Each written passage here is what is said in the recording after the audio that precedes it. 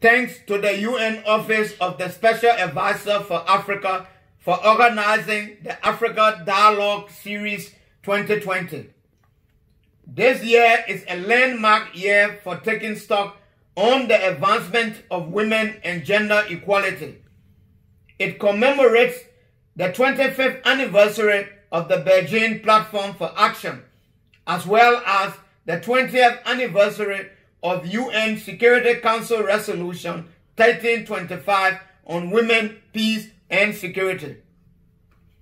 As most countries celebrate the relative progress achieved thus far, the COVID-19 pandemic is, however, threatening these gains, most especially in conflict-related zones, and its devastating effects are beginning to make life further unbearable.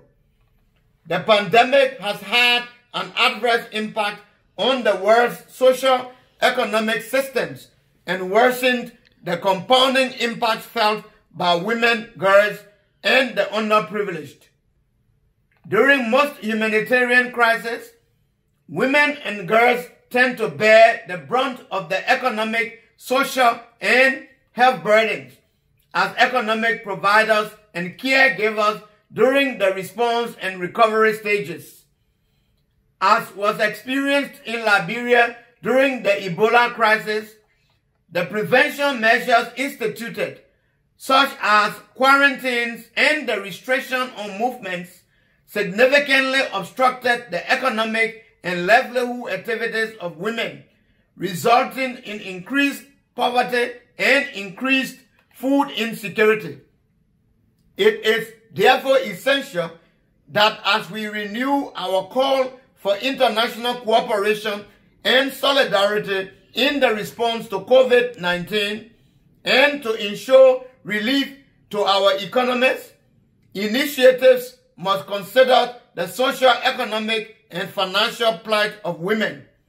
Focus must be placed on bridging the inequality gap and addressing vulnerabilities.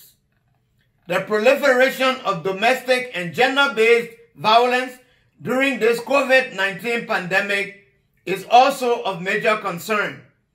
The call by His Excellency, the UN Secretary-General, for a global ceasefire and the end to violence everywhere, and the call to silence the gun by His Excellency, the Chairperson of the African Union Commission, must be seen in the context of the pandemic as directing all efforts and energy to combating this threat and its impact. This redirection of focus, however, must neither distract the zero-tolerance policy on sexual exploitation and abuse, nor allow impunity to abound.